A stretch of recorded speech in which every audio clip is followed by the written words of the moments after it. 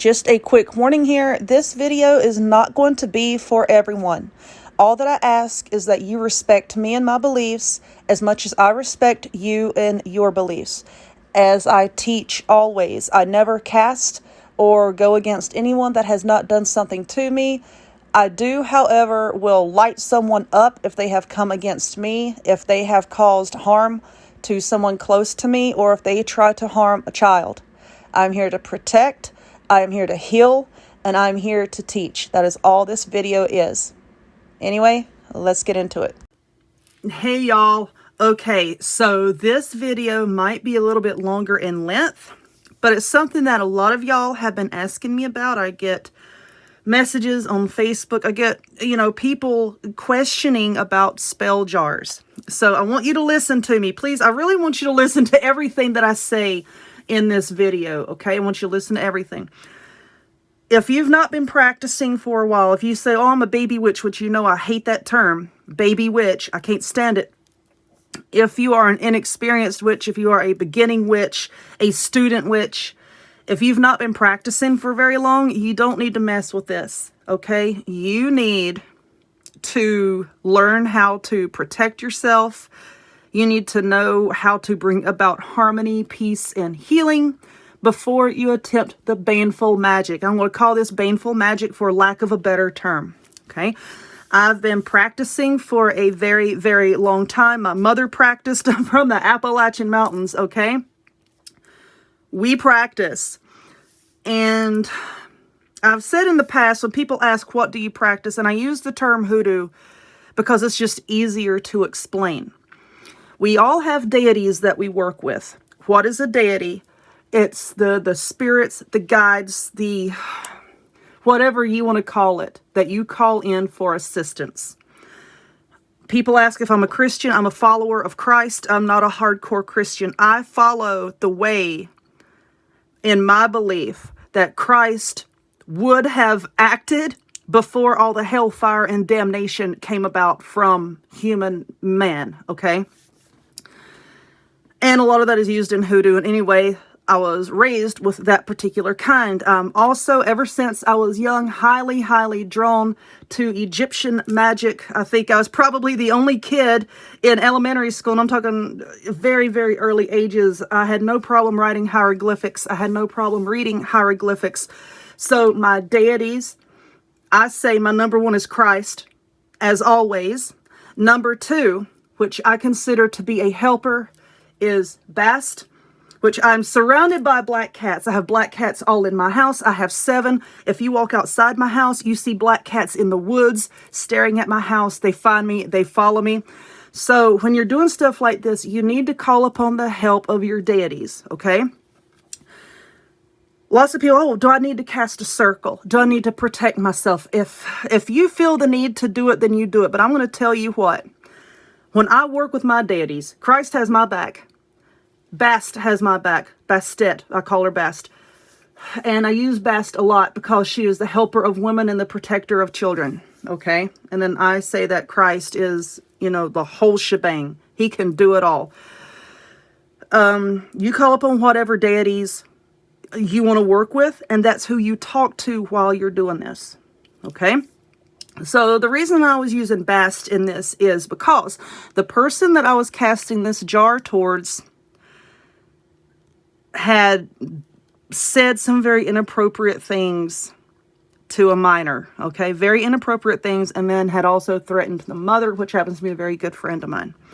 So I cast on their behalf. I don't suggest that you do that, like I said, unless you are 100% sure you know what you are doing. I have people come to me, can you help me with this? And if I'm not feeling it, I say, no, I'm sorry, but no, I don't do that.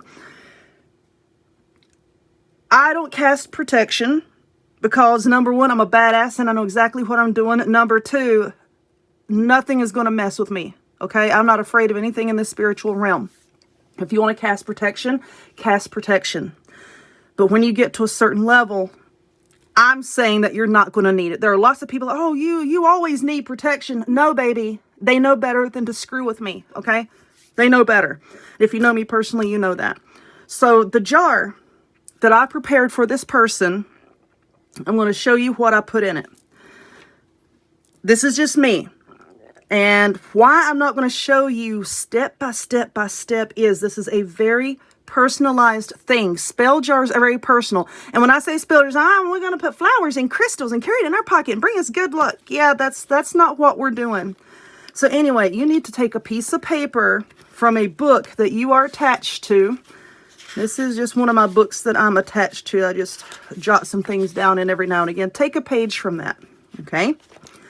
So we're going to take a page and we're going to write some things. So on that paper, you're going to write, and I like to use a dip pen because sometimes I write with things more than ink, okay? Boink. That carries more power. So what you want to do is you're going to write this person's name, their age, date of birth, astrological sign, everything that you know about this person. And I want you to do this when you're good and mad, okay? This is why sometimes I say, well, I can't do it for you today. I need something in my personal life to make me good and pissed off. And that enough alone that pissed me off. It made me real angry. So I was already fired up. If you don't know their exact name, if you don't know their birth date or anything, I want you to get as descriptive as you can. This old man across the street with blue eyes that always wears a green hat. Something like that, you know. Write it down as descriptive as you can get it. Fold it away from you. Counterclockwise. Fold it away from you again. Turn it counterclockwise, fold it away from you again. Okay, so that's 3 folds. And the information that you write down, if you have room on your paper, write that information down 3 times, okay? 333, very powerful numbers. 333, okay? So there's your piece of paper. You need to get you a jar, okay? I have mason jars, whatever kind of jar that you can put your paper in and your ingredients so that you know it's not going to be disturbed. It's not going to leak out, okay? Because I make some nasty jars and I don't want this stuff to leak out. You're going to take your paper and you're going to put it in your jar. Now, I want you to put something in there that causes pain. What do you think of that causes pain? Anything spicy. So this is what I call my spicy mix. It's got red pepper flakes, cayenne pepper, anything. People ask so many times, well, can I use this? Can I use it? If you were to take that item and put it on your tongue, would it burn? If you say yes, then use it, except for cinnamon. Cinnamon's more like protection. Hot pepper, any kind of just spiciness. If you want the person to shut up, throw some alum in there as well. But this is my spicy mix. So now you have your jar. You're going to put your paper in it. Now sprinkle in a good amount of your spicy mix, okay? Now we need some liquid.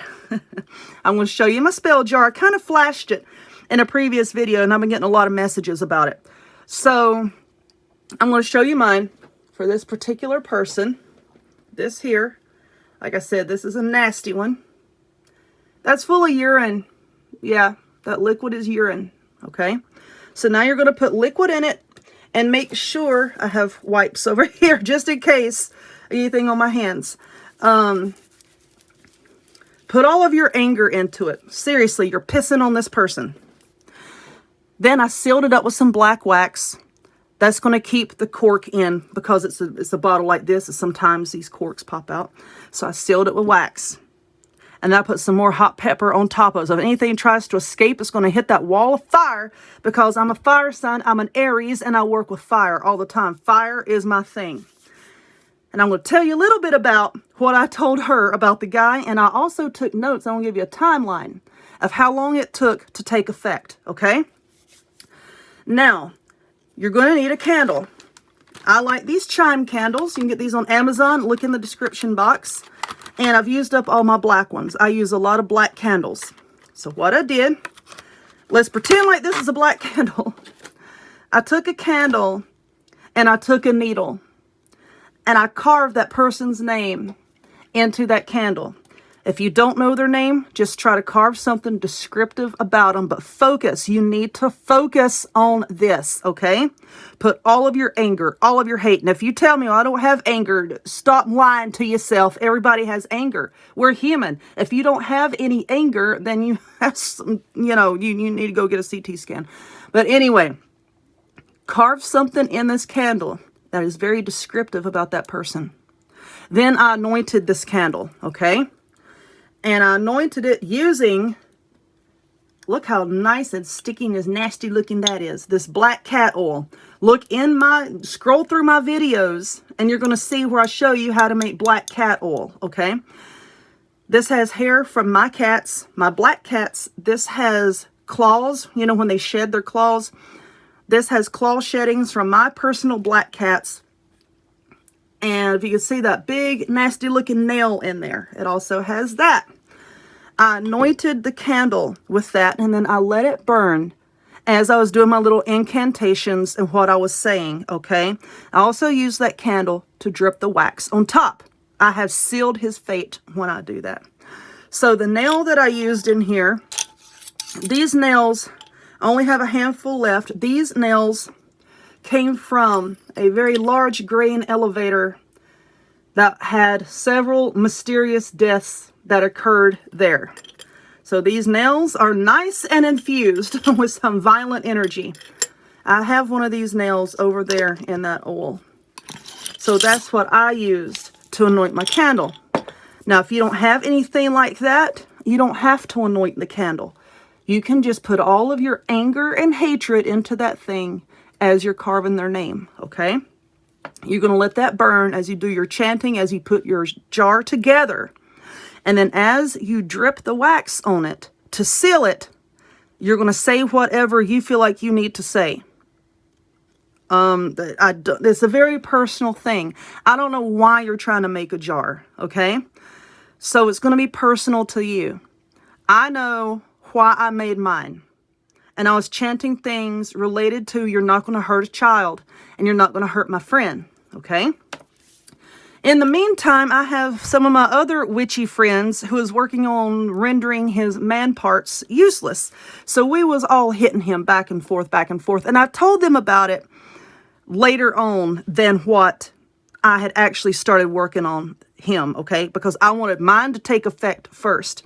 So my friend was very upset. She told me what happened. And she's like, help. I said, I'm going to light his ass up. That's what I said. And I have my notes over here. She came to me on April the 19th and told me that. And I was furious. I was furious. So I got everything ready while I was good and mad. And I sat down that night and I did it. She texted me back the next day, April 20th. She said, he looks like hell this morning. And hell was in all capital words. He looks like hell this morning. Okay. I set my jar off to the side, but still where I could see it because I was focusing every single bit of anger and hate I had into that damn jar.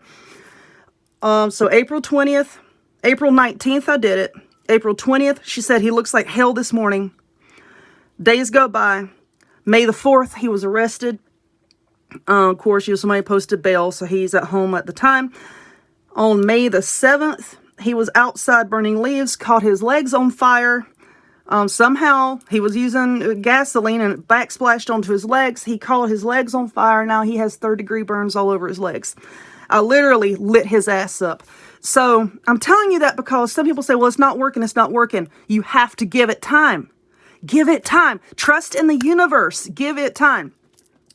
Now, some other things that I do put in jars sometimes, which I will not show on camera. I do have, I do have human bone and human teeth over here. If you are working with graveyard dirt, if you put that in your jar, you need to abide by all the rules of the cemetery. You need to pay the cemetery keeper when you go in. You throw some coins on the ground. You spit alcohol. We'll get into all that later. Make sure you're using an active grave. In this case, because I wanted to protect a child. Who protects kids? The fireman, the policeman, whatever. Make sure you're finding an active grave that you get permission from the spirits to take. Like I said, excuse me. We're going to go into all that later, okay? Now, I'm going to let this jar sit here for a few more days because I'm still good and mad, so I can focus all my energy into that jar. But when I'm done with it, I'm going to bury it. People laugh at me all the time, like, how many jars you have buried under your house? I got a lot of them. And that's probably why that weird stuff happens in my house all the time, like constant bang, bang, bang underneath my house and bang, bang, bang on the walls. I was actually on the phone with somebody one time and they're like, who's beating on the wall? That's them. They beat on the wall. Bam, bam, bam. But anyway, that's how I put the jar together. Now, when you were doing this, you don't want to tell anybody publicly the name of the person that's in the jar. And I don't like when people show putting things together like this on camera if there's a chance that the person that you're casting it against will see it. Why? Because it's reflecting to them through the camera and they're reversing everything that you're doing. I don't like when people do that. But if you will stay tuned, I have a video where I recorded my entire session of me putting this together. Okay, it'll be in real time and you can see the whole thing. I'm going to take out the sound because I don't want people hearing what I was saying, because I said his name many times. I said his address. I was calling down everybody I could think of to put this man's, totally in hell where he belongs. So anyway, I hope this answered some questions. Please, if you have a question, watch the video over again. I think I've given you every bit of information I can.